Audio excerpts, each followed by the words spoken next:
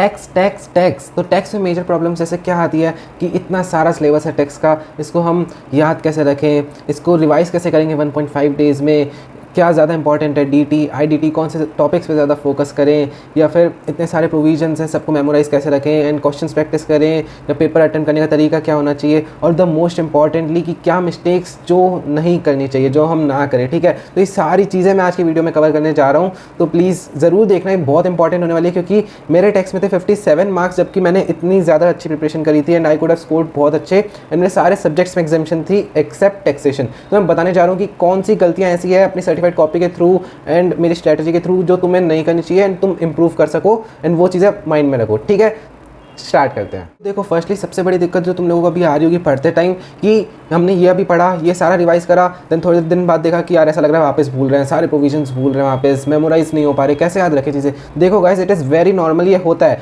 मेरे साथ भी होता था। जब मैंने फुल सिलेबस डीटी का टेस्ट दिया, ठीक है, लेट्स सपोज, तो मैंने जैसे 3-4 दिन पूरा सिर्फ डायरेक्ट टैक्स पढ़ा, इनकम टैक्स पढ़ा, ठीक है, एकदम अच्छे से हो गया, ऐसा लग रहा था कि हाँ ये तो एकदम बस अब मेरे को सब पता है इसमें। ठीक है, एंड देन फिर एक हफ्ते तक मैंने उसको छुआ नहीं, 10 दिन तक जैसे, उसके बाद देख रहा हूँ तो लग रहा है यार शिट, इनकम टैक्स वापस पूरा भूल गया मैं, ये क्या हो रहा है, व्हाट्स हैपनिंग विद मी। ठीक है, तो इट्स वेरी नॉर्मल, ये होता है, सबके साथ होता है। ठीक है, you just need to do what, कि देखो तुमने जैसे रिवाइज करा टैक्स, ठीक है, जीएसटी रिवाइज करा, इनकम टैक्स रिवाइज करा, ठीक है, अब दोनों तुम्हें आते हैं अच्छे से अगर, ठीक है, फिर तुम्हें लग रहा है कि तुम भूल रहे हो ना, तो जस्ट इसको ना डेली बेसिस पे रिवाइज करते जाओ। ठीक है, मतलब डेली बेसिस पे भी, जैसे मान लो हफ्ते बाद तो तुमने नहीं करा तो हफ्ते बाद वापस उठा लो कोई चैप्टर, ठीक है, या फिर तुम्हारे कोई मॉक टेस्ट हो रहे हैं तो उसके अकॉर्डिंग तुम रिवाइज कर लो। अगर तुम देखो बार बार रिवाइज करते जाओगे ना, तो तुम्हें एक होता है रिवीजन का टाइम पीरियड होता है, वो ना कम होता जाएगा धीरे धीरे। तुम्हें भले ऐसा बैक ऑफ द माइंड लग रहा हो कि हम भूल रहे हैं, बट वो नहीं भूल रहे होते, हमारे सबकॉन्शियस माइंड में सब सेव्ड होता है। ठीक है, तो तुम बस उसको मल्टीपल टाइम्स रिवाइज करोगे ना, तो पहले तुम्हें लग रहा होगा कि मान लो तुमने पीजीबीपी रिवाइज करा, तुम्हें इतने घंटे लगे, 3 या 4 घंटे जितने भी लगे। ठीक है, जब तुम नेक्स्ट बार वापस रिवाइज करने आओगे ना, इनफैक्ट तुम्हें लग रहा हो कि तुम भूल गए हो, बट नहीं, उस रिवीजन में तुम्हें कम टाइम लगेगा। फिर जब थर्ड रिवीजन करोगे तुम्हें और कम टाइम लगेगा। ठीक है, तो what you need to do is, जो मैंने करा था अपने टाइम पे, क्योंकि देखो मेरे प्रोविजंस में अपने पेपर से एक दिन पहले जो 1.5 डेज भी था ना, उसमें मैं पूरा टैक्स रिवाइज करके गया था, मेरा कुछ भी ऐसा नहीं रहा था कि ये मेरा रिवाइज होना रह गया। ठीक है, तो देखो क्या थी मेरी स्ट्रेटजी इसमें, कि ना तुम पहले ट्राई करो, तुम 3 दिन लो, 3 दिन में सिर्फ डीटी आईडीटी पूरा एकदम फिनिश करने की कोशिश करो, 3 या 4 दिन। ठीक है, तो उसमें तुम अगर 3 या 4 दिन में तुम पूरा सिलेबस रिवाइज अच्छे से कर पाए तो ठीक है, इट्स वेल एंड गुड। ठीक है, फिर 3 से तुम आओ, जैसे मान लो 2 दिन में फिर ट्राई करो, जैसे मैंने तो 2 बार ट्राई करा था, पहले एक बार 3 दिन में ट्राई करने की कोशिश करा था, 2.5 या 3 डेज। ठीक है, उसमें तुम्हारा हो गया पूरा सिलेबस, जैसे ना तैसे करके कर लो। ठीक है, फिर उसके बाद तुम शिफ्ट हो टू 1.5 डेज और 2 डेज। ठीक है, कि अब हम 2 दिन में पूरा टेक्स्ट रिवाइज करने की कोशिश करेंगे। ठीक है, फिर ये तुम्हारी एक तरह से सेकंड डिवीजन होगी पेपर से पहले, जो मैं फाइनल रिवीजन की बात करूँ। ठीक है, जो तुम्हें करनी चाहिए। देन फिर उसके बाद जब तुम्हारा एग्जाम से पहले 1.5 डे आएगा ना, तब तुम प्रिपेयर हो जाओगे कि हाँ हमने इतनी बार रिवाइज कर रखा होगा, तो उस 1.5 डे में तुम अच्छे से कर लोगे। ठीक है, इट्स नॉट अबाउट कि सिलेबस इतना ज़्यादा है, आई से इतना ज़्यादा सिलेबस को 1.5 डेज में कैसे एक्सपेक्ट कर सकता है मैं रिवाइज करने में। Guys, it's about continuous study. ठीक है, ऐसा नहीं है कि तुम एकदम से चाहो कि 1.5 डेज में रिवाइज हो जाए, तो नहीं हो पाएगा। It's about continuous learning. ठीक है, तुम्हें पहले 4 दिन में कोशिश करनी पड़ेगी, देन 2 दिन में, देन तुम जाके 1.5 डेज में आओगे, उस तुम्हें कंप्रेस करना है। ठीक है, देन फिर सेकंड मोस्ट इंपॉर्टेंट थिंग, तुम अगर पूछोगे कि नोट्स बनाने चाहिए नहीं बनाने चाहिए, कैसे बनना चाहिए। ठीक है, तो देखो सिलेबस इतना सारा है, तो यू कांट एक्सपेक्ट कि तुम हर एक चीज़ के नोट्स बनाओ, बहुत ज़्यादा टाइम कंज्यूमिंग भी होगा वो। अब मैंने काफ़ी चीज़ों के नोट्स बनाए थे, जैसे कैपिटल गेन एग्जामिशंस, मैंने पूरे एग्जामिशन को सिर्फ एक पेज में कवर कर दिया था। ठीक है, ताकि मेरी लास्ट की इफेक्टिव स्टडी हो बहुत। तो एंड जैसे टीडीएस हो गए, टीडीएस के सेक्शंस हो गए, चैप्टर 6 से डिडक्शंस हो गए, जो मैं चाहता हूँ कि मेरे एकदम ग्लैंस हो जाए, तो मैंने इन कुछ टॉपिक्स अपने लिए बनाए थे। ठीक है, अगर तुम चाहते हो कि ये नोट्स तुम्हें चाहिए और मैं तुम्हारे साथ शेयर करूँ, तो guys do let me know in the comment section, मैं फिर नेक्स्ट वीडियो इसी पे ही ले आऊँगा। एंड इसके लिए टारगेट रखते हैं 1 के सब्सक्राइबर्स मेरे पूरे होने वाले, 1 के पूरे कर दो गाइस। ये टीडीएस टीसीएस जो भी मैंने अपने बनाए थे ना टैक्स से रिलेटेड, जो भी नोट्स मैंने पूरा टेबल फॉर्मेट में बनाया था अपने लिए लास्ट मोमेंट रिवीजन के लिए, सारे तुम्हारे साथ शेयर कर दूंगा। ठीक है, in my next video only. तो टारगेट करो, चलो सब्सक्राइब करो। ठीक है, देन फिर आगे बढ़ते हैं। तो मूविंग अहेड, फिर नेक्स्ट चीज़ क्या है कि देखो कि क्या इंपॉर्टेंट टॉपिक्स है, कैसे हमारा रिवीजन शेड्यूल रहना चाहिए। तो देखो मैं तुम्हें बता रहा हूँ, तुम वैसे तो देखो जीएसटी बहुत शॉर्ट होता है। ठीक है, कंपेरेटिवली टू इनकम टैक्स बहुत कंसाइज्ड है। ठीक है, थोड़ा शॉर्ट में, तो तुम इससे स्टार्ट कर सकते हो। मैंने भी अपना जीएसटी से स्टार्ट करता है, क्योंकि वेटेज देखो दोनों की इक्वल है, बट जीएसटी कंपेरेटिवली थोड़ा शॉर्ट में, मतलब ठीक है, इनकम टैक्स तो बहुत ही वास्ट है। ठीक है, तो जीएसटी से तुम स्टार्ट कर सकते हो, बट ऐसा भी मत करना, वन मोर मिस्टेक जो मैंने करी थी। ठीक है, अभी बता रहा हूँ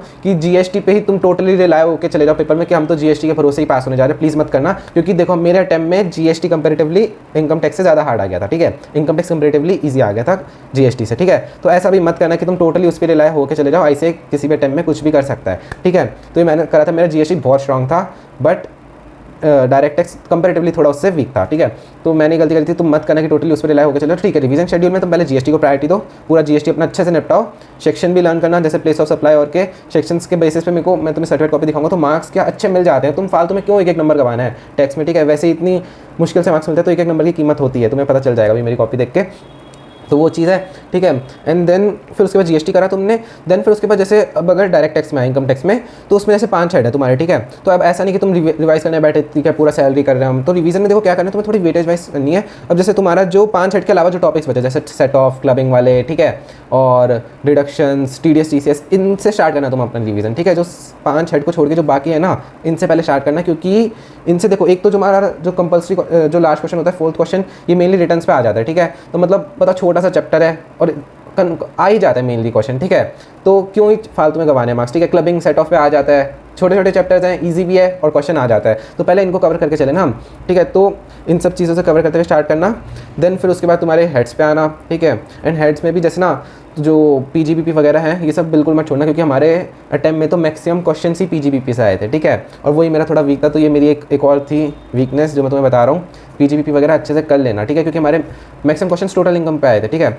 गाइस मैंने तुम्हें बता तो दिया कि ये कवर करना है ऐसे, बट कवर करना है कैसे, इतना सारा सिलेबस मेमोराइज कैसे करें। तो देखो स्टार्टिंग फ्रॉम जैसे टीडीएस, टीसीएस, अब मैं अपना बताऊँ ना, टू बी ऑनेस्ट, मेरे लास्ट तक भी जब मैं मॉक टेस्ट दे रहा था ना, मैं हमेशा ही चैप्टर छोड़ के जाता था, क्योंकि जब तक मैं लास्ट चैप्टर तक पहुंचता लास्ट तक, तब तक ऐसा लग रहा था टाइम खत्म हो रहा है, फिर लगता है एक ही तो क्वेश्चन आएगा, ऑप्शन में छोड़ दूंगा। बट गाइस प्लीज़ ये गलती मत करना, क्योंकि इस चैप्टर से डायरेक्ट क्वेश्चन आता है, ईजी होता है कंपेरेटिवली बाकी क्वेश्चन से, तो अटेंड करना मस्ट है, ठीक है, कर लेना इसको। अब मैंने बताऊँ कैसे करता था। अब जैसे मैंने क्लासेस तो ली थी दीपक जैन सर से, वही वेब क्लासेस से, ठीक है। बट ठीक है, सब कुछ आ गया, समझ लिया, सब हो गया, बट याद नहीं हो पाता, ठीक है। तो फिर मैंने क्या करा, अमित महाजन सर की वीडियोस हैं जो मेमोरी टेक्निक्स बताती है टीडीएस, टीसीएस और पे, ठीक है। तो मैंने वो देखी और उनको बहुत लास्ट में पता चली, बट मैं तुम लोगों को, मैं चाह रहा हूँ मेरी जो भी ऑडियंस है सबको पता चले इस बारे में। बहुत ही अच्छी, बहुत ही बेनिफिशियल वीडियो है, मैंने पूरा टीडीएस उसी से करा था ऑनेस्टली, ठीक है। अब देखो उसमें मेनली होता है कि तुम्हें सेक्शन नंबर याद करना है, क्योंकि टीडीएस में सेक्शन नंबर पूछते हैं, उसके बिना मार्क्स नहीं मिलते। सेक्शन नंबर, देन जो रेट है टीडीएस का, ठीक है, वो rate, and then threshold limit, इस थ्रेशोल्ड के बाद वो टीडीएस रेट अप्लाई होता है, ठीक है। मेन 3 चीज़ें भी अगर तुम्हें पूरे चैप्टर की मेमोराइज हो गई तो बाकी डिटेल्स तुम अपने आप याद कर लोगे, वो हो जाती है, ठीक है। तो उस वीडियो में जो उनकी है ना मेमोरी ट्रिक वाली, उसमें इन्होंने मेन इन तीनों चीज़ों पे फोकस करा और बहुत अच्छे से याद हुई है, ठीक है। मैं भले लिंक डिस्क्रिप्शन में डाल दूंगा, तुम मस्ट चेकआउट करना, ठीक है। तो ये चीज़ है, ये मैंने उससे कर ली थी याद। एंड अमेंडमेंट्स वगैरह देख लेना, कुछ अमेंडमेंट्स भी हुए हैं तो वो देख लेना तुम, ठीक है, जो भी चीज़ अमेंड हुई है वो अपने हिसाब से, क्योंकि वीडियो पुरानी है थोड़ी। देन फिर और भी काफ़ी चीज़ों पर वीडियो जैसे डिडक्शन वाला है, वो डिडक्शन मैंने खुद से कर लिया था पहले, बट उससे भी उन्होंने मेमोरी ट्रिक्स डाल रखी है, ठीक है।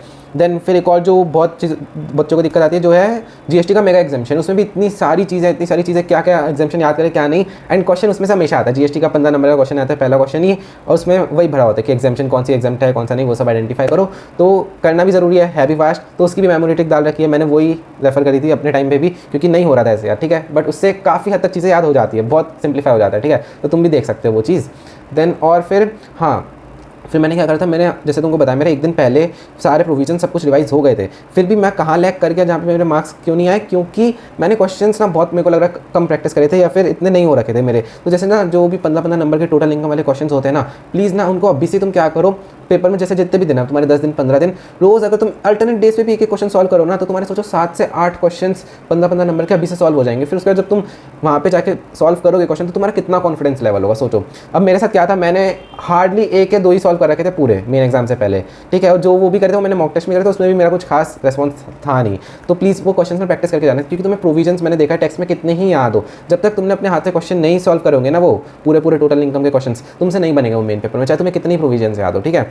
तो ये चीज़ है, सॉल्व करना क्वेश्चंस। मैं कुछ मेरी कॉपी के ग्लिम्स भी दिखाई देता हूँ। अब जैसे देखो क्वेश्चन 1 है जो कंपलसरी क्वेश्चन होता है इनकम टैक्स का, ठीक है। अब जैसे मेन इंपॉर्टेंट चीज़ जो तुम इसमें नोटिस करोगे ना, जैसे ना स्टेप मार्किंग बहुत होती है, ठीक है। एक तो मैंने तुम्हें जैसे बताया, मैंने 15 नंबर वाले क्वेश्चंस बिल्कुल नहीं प्रैक्टिस करे थे, तो मेरे को वैसे कॉन्फिडेंस कमी था, ठीक है। अल्दो मेरे को 7 मार्क्स ही मिला आउट ऑफ 15, बट ठीक है, मैंने इतने प्रैक्टिस नहीं करके थे। तुम लोग अगर थोड़ी सी प्रैक्टिस करके जाओ तो सोचो आउट ऑफ 15 तो मिल सकता है 12, 13, 15 मार्क्स आराम से मिल सकता है, ठीक है। तो इसमें एक इंपॉर्टेंट चीज़ नोटिस करने वाली है कि स्नैप मार्किंग हर जगह हुई है। तुम देखो तो जैसे मेरे को ना नहीं आता था, मेरे को पर डिडक्शन में श्योर था, मैंने स्टार्ट ही पूरा फॉर्मेट वगैरह बना के डिडक्शन पहले लिख दी कि हाँ ये डिडक्शन मेरे को आइडेंटिफाई हो रही है पूरे केस में। मैं कहा ठीक है, डिडक्शन के तो मार्क्स मिल जाएंगे। तो देखो हर जगह स्टेप मार्किंग हो रही है। फिर मेरे को लगा सैलरी वाला पार्ट थोड़ा इजी लग रहा है, मैंने पूरी इनकम अंडर सैलरी निकाल दी पहले। फिर मैंने हाउस प्रॉपर्टी करा, मैंने ऐसे करा था, मतलब ये तो फॉर्मेट तो मैंने बना दिया जैसे बनाना था, उसके स्टार्टिंग मैंने ऐसे करी जहाँ मेरे को कॉन्फिडेंस था कि मेरे को मार्क्स मिल जाएंगे। तो ये पूरा स्टेप मार्किंग के बेसिस पे मेरे को 7 नंबर मिले, वरना तो मेरे को बिल्कुल कॉन्फिडेंस नहीं था। तो ऐसा मत सोचना कि तुम्हें नहीं आ रहा क्वेश्चन, कुछ समझ नहीं आ रहा, ठीक है कोई नहीं, तुम स्टेप मार्किंग के बेसिस पे चलो, जो पार्ट तुम्हें समझ आ रहा है वो करते जाओ। फिर मैंने लास्ट में पीजीबीपी का करना स्टार्ट करा था।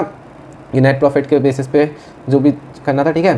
फिर मैंने यहाँ से करा, तो फॉर्मेट पूरा बना दिया। उसके जहाँ मेरे को कॉन्फिडेंस लग रहा है, जिसमें मेरे को ठीक लग रहा है, वो मैंने करते गया, क्योंकि स्टेप मार्किंग पूरी होती है। देखो मैंने जबकि क्वेश्चन मेरा एंड भी नहीं हुआ था सही से, ना टोटल इनकम निकली ना टैक्स निकला, बट ठीक है स्टेप मार्किंग प्रॉपर होती है। तो ये चीज़ ध्यान रखना, कॉन्फिडेंस लूज मत करना वहाँ पे।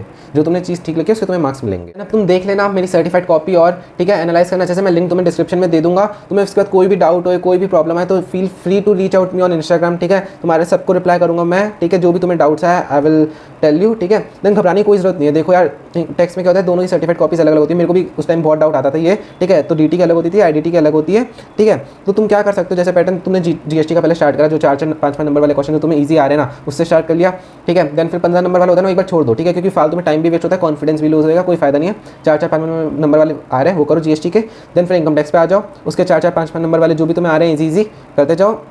फिर लास्ट में जब तुम्हें लगे कि हाँ ठीक है, फिर लास्ट में तुम फिर जीएसटी का पहले 15 नंबर का कर सकते हो, देन फिर इनकम टैक्स का कर सकते हो। ऐसा तो है नहीं कि तुम्हें दोनों के एक ही कॉपी में करना है तो तुम्हें पेज छोड़ने में दिक्कत होगी, ऐसा कुछ नहीं है। दोनों के अलग अलग कॉपीज होगी, जो तुम्हें पहले आ रहा है इजी वो करते जाओ, ठीक है। एंड देन एक और इंपॉर्टेंट चीज़, एमसीक्यूज पे अच्छे से फोकस रखना। मैंने पहले एमसीक्यूज से ही स्टार्ट करा था पेपर, क्योंकि मेरे को तो जो लग रहा है मेरे जो मार्क्स हैं एमसीक्यूज के बेसिस पे आए हैं, ठीक है। उसमें और अच्छे आते तो और अच्छे भी आ जाते मे भी, क्योंकि देखो थ्योरी में तो तुम देख ही रहे हो कैसे रुला के नंबर दिया लिटरली। तो एमसीक्यूज पे अच्छे से फोकस करना, अच्छे से, मतलब कि ऐसा ना हो कि हड़बड़ में तुम्हें लास्ट में टाइम कम रहेगा तो हड़बड़ में कर दिया एमसीक्यूज, मार्क्स नहीं है। मैंने तो इसलिए पेपर ही एमसीक्यू से ही स्टार्ट करा था, ठीक है। तो देख लेना तुम भी एमसीक्यू पे फोकस करना। चलो अब चैनल सब्सक्राइब करो गाइस, टारगेट है 1K सब्सक्राइबर्स का for those notes and all mind map वगैरह थिंग्स, ठीक है। मैं तुम्हें पक्का दूंगा, सब्सक्राइब करो चैनल गाइस, तुम्हारे हेल्प के लिए, तुम्हें ही हेल्प मिलेगी इन फ्यूचर, ठीक है। तो चलो आप पढ़ लो, बाय बाय।